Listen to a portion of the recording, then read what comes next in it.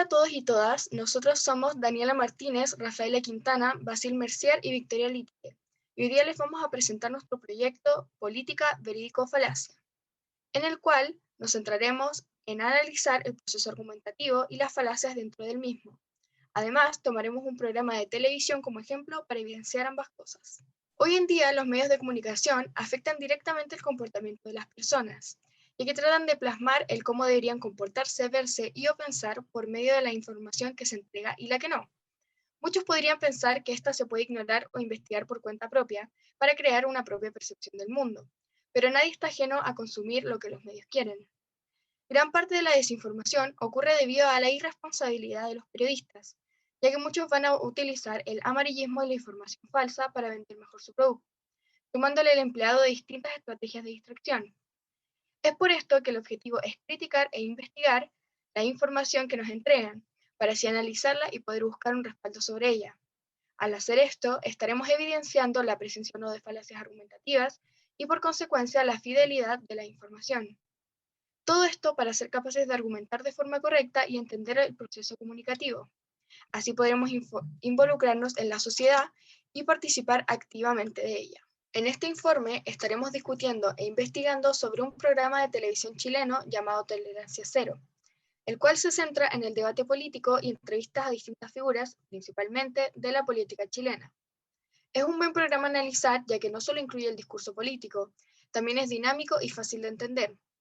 Es fundamental poder entender las falacias en un discurso de este tipo, ya que todos somos seres políticos, en donde la sociedad y cómo se organiza giran en torno a ella. Este programa cuenta con la presencia de distintas figuras públicas, como diputados y senadores, y esto nos permite orientarnos y saber el porqué de sus pensamientos y opiniones ante distintas problemáticas contingentes. En resumen, el objetivo está relacionado con la veracidad del discurso político, cómo se construye y qué respalda sus argumentos, y evidenciar, por medio de la argumentación, si llegarán a educar políticamente a la población. Pero antes de presentar nuestro análisis de datos, tenemos que saber, ¿qué es la argumentación? La argumentación es el proceso comunicativo para generar una disputa entre el emisor y el receptor.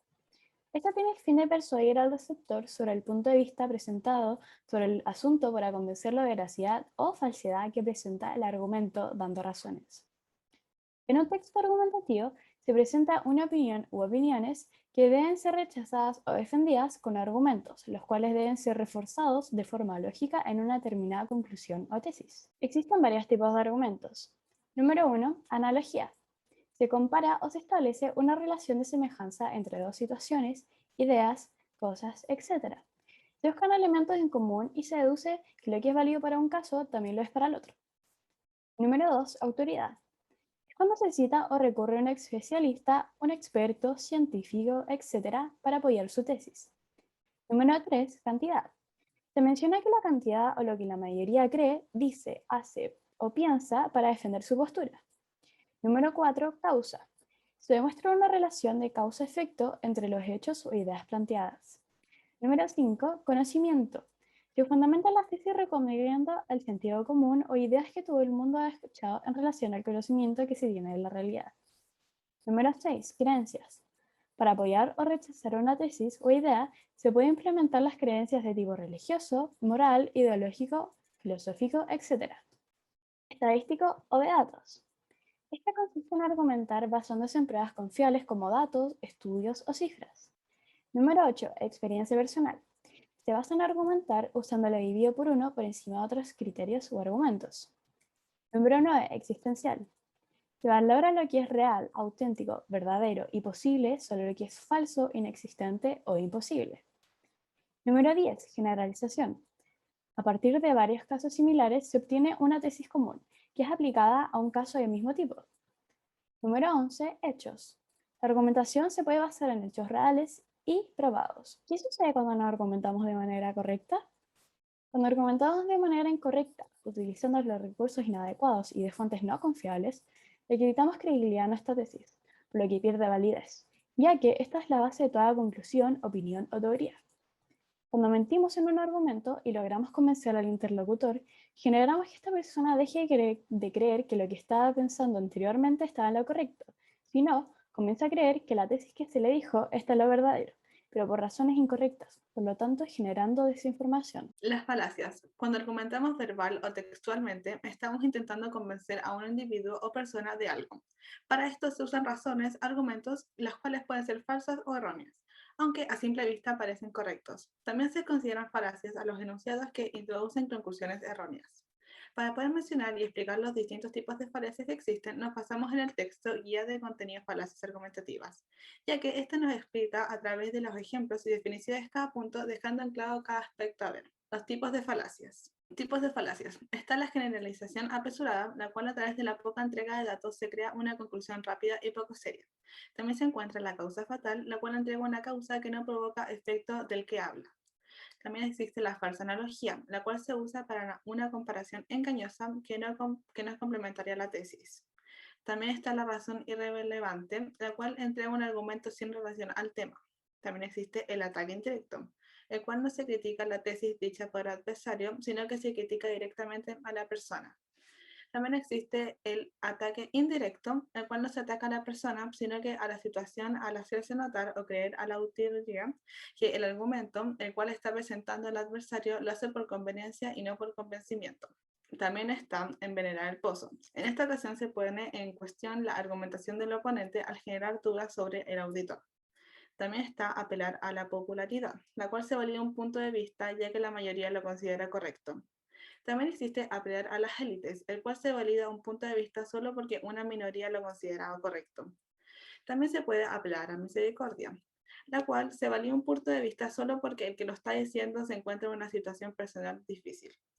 También se puede apelar a la falsa autoridad, el cual se confirma el punto solo porque una autoridad lo ha dicho. El problema de esto es que en realidad esa dicha autoridad no es lo que no está presente dentro de la tesis. También se puede apelar al temor, el cual se considera válido el punto solamente porque se interpuso un tipo de amenaza sobre el receptor. También está la premisa problemática. La argumentación del emisor se basa en el principio que no es considerado como sentido común. Y por último está el circularidad. Aquí el emisor repite su punto como si fuera un principio, el cual es indudable al hacerlo haber argumentado. Manipulación de masas. Las falacias no son la única manera que existe para engañar al oyente. También existe la manipulación, la cual es una estrategia más compleja de detectar y ejecutar.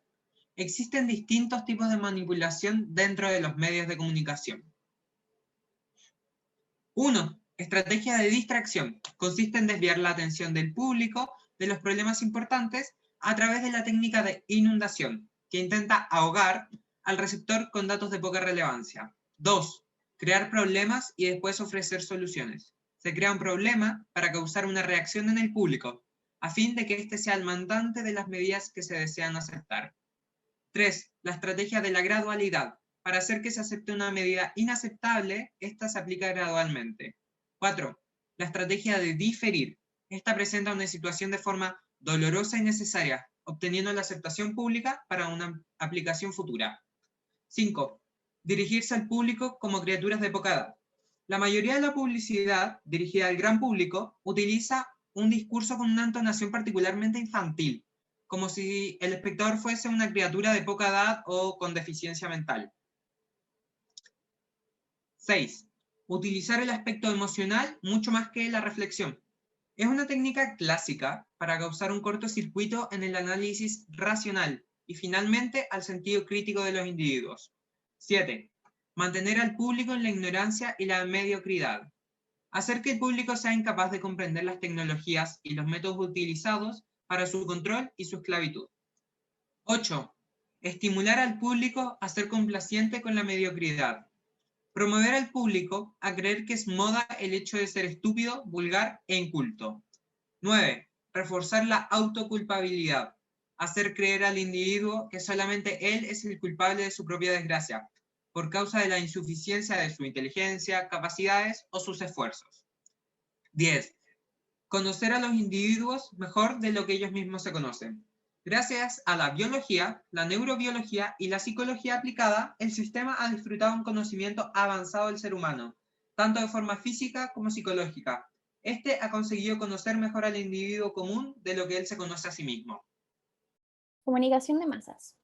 Es aquí que transmite mensajes de manera pública, directa y unilateral, es decir, está dirigida a una colectividad dispersa que no intercambia respuestas entre los que emiten y los que reciben el mensaje. Esto se da mediante el uso de medios tecnológicos que funcionan como canal para transmitir estos mensajes que van dirigidos a una comunicación de masas. Es aquella que transmite mensajes de manera pública, directa y unilateral. Es decir, está dirigida a una colectividad dispersa que no intercambia respuestas entre los que emiten y los que reciben el mensaje. Esto se da mediante el uso de medios tecnológicos que funcionan como canal para transmitir estos mensajes que van dirigidos a una gran cantidad de público con el objetivo de mantenerlo informado. Tolerancia Cero es un programa que se centra en el debate político y entrevistas a distintas figuras, principalmente de la política chilena. Se transmitía por primera vez por el CNN Chile en 1999, pero como un matinal los días domingos. Tras cambios en el horario y una pausa desde el 2015 a 2017 y otra en el 2019, actualmente se transmite la última temporada los días domingos en horario prime, es decir, después de las 22 horas. CNN Chile fue lanzado el 4 de diciembre del año 2008 como parte de una empresa conjunta entre la compañía BTR y Warner Media. Este canal es parte de la red global de CNN. Desde agosto del 2016, Turner Broadcasting System Latinoamérica es el único propietario del canal. El mismo canal se considera innovador e inclusivo, ya que tratan temas de contingencia nacional e internacional, causando una gran repercusión en los hogares chilenos al ser considerado un medio de confianza, dando distintas versiones de cada historia, contando todos los puntos de vista. Análisis y presentación de datos. A continuación, presentaremos ciertos argumentos dichos en este programa, específicamente en el capítulo 3 de la temporada emitida en el año 2020, el cual tiene de invitada especial a Esquia Siches, doctora chilena y presidenta del Colegio Médico de Chile desde 2017. Número 1. No, yo tengo una percepción de que el Colegio Médico ha tenido desde el día 1 una posición bien combativa. En algunos casos tenían argumentos bastante sólidos, en otros casos a mí me parece que han sido actuaciones discutibles. Por ejemplo, el hecho de tú misma llamar a marchar en marzo, las cuarentenas totales para el país, que después, bueno, hemos visto en otros países que no han funcionado muy bien, Colombia, Argentina, Perú, etc. Así como ustedes han sido súper críticos del gobierno, me gustaría saber cuál es tu autocrítica en lo que ha sido la actuación del Colegio Médico. Primera pregunta, ¿a qué marcha se refiere? A la de las mujeres del 8 de marzo. 8M, ya. Sí. Quizá hay aclarar un punto que no tienen por qué saber, pero en realidad en ese momento no teníamos transmisión comunitaria, teníamos 9 casos importados en el país, todavía no se tomaban determinaciones de fase 3 por parte del gobierno. De hecho, no solamente se hizo la marcha del 8M, se hizo el acto del 11 de marzo en La Moneda con una gran cantidad de personas y fue una marcha autorizada por el propio gobierno. Bueno, esta es una argumentación estadística y de hechos, debido a que al 6 de marzo de 2020 fue cuando la autoridad gremial llamó a marchar. Como afirma correctamente Esquia, en esos momentos no existía transmisión comunitaria en nuestro país. La segunda afirmación también resulta ser correcta, ya que el gobierno, el 11 de marzo, realizó una conmemoración de los 2 años de cambio de mando del presidente Sebastián Piñera. Número 2. Paula Escobar refiriéndose al desempleo femenino por la pandemia. Escuchar atentamente todo el video. Paula. Bueno, mi test de intolerancia de esta semana tiene que ver con la tragedia del empleo femenino o el desempleo femenino post-pandemia y la situación inaceptable que está pasando con esto y la necesidad urgente de acción de parte del gobierno y especialmente del Ministerio de Hacienda. Fíjense ustedes que el dato es elocuente, el 88% de las mujeres que han perdido su trabajo durante la pandemia no está buscando trabajo, está saliendo del mercado laboral. Esto Acá podemos ver una argumentación estadística, debido a que se ve totalmente respaldado por la encuesta de Comunidad Mujer, una organización que tiene como objetivo velar por los derechos de las mujeres. Número 3. Escuchar atentamente todo el video. Equipos de salud de atención primaria, hoy se cumple un nuevo aniversario de Alma Ata y tomarme de eso para decir de que los equipos de salud esperamos más que solo aplausos. Vimos las gratificaciones a carabineros por el 20% del sueldo y la verdad es que los trabajadores de salud no hemos tenido ninguna respuesta a las reivindicaciones gremiales que esperamos como gremio. Acá podemos ver una argumentación de generalización, debido a que se vieron varios casos similares donde no hubo respuesta frente a estas solicitudes, y se pudo sacar una conclusión respaldada con varios casos de gente que trabaja en el sector salud y no se le ha dado un bono del 20% de su sueldo. Número 4. Escuchar atentamente todo el video.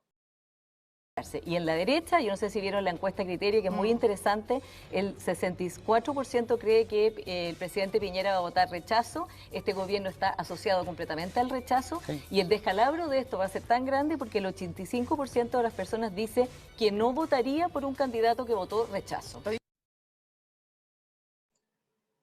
Esto es una argumentación estadística o de datos, ya que se llevó a cabo una encuesta realizada por Criteria, donde se marcó una clara tendencia como indica la periodista.